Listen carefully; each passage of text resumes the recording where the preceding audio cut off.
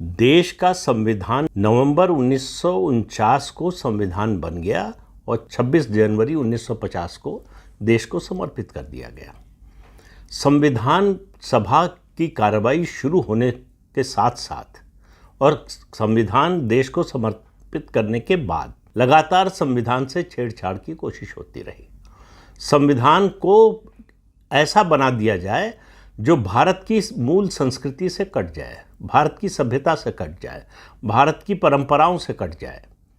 तो ऐसा संविधान बनाने की कोशिश हुई जिससे आगे चलकर, अब उनका उद्देश्य जो लोग ये कर रहे थे था या नहीं पता नहीं, लेकिन वो आधार तैयार कर रहे थे कि ये इस देश का संविधान शरिया सम्मत बन जाए।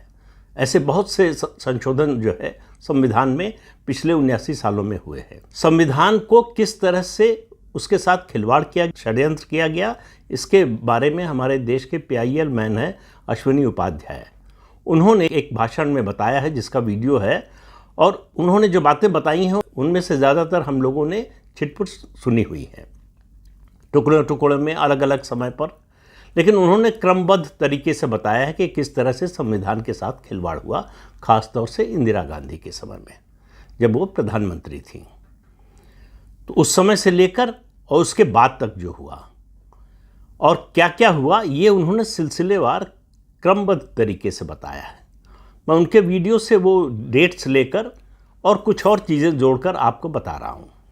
संविधान सभा की पहली बैठक हुई 9 दिसंबर 1946 को, और 13 दिसंबर को यानी 4 दिन बाद ही संविधान की प्रस्तावना यानी प्रिएम्बल पर चर्चा हुई।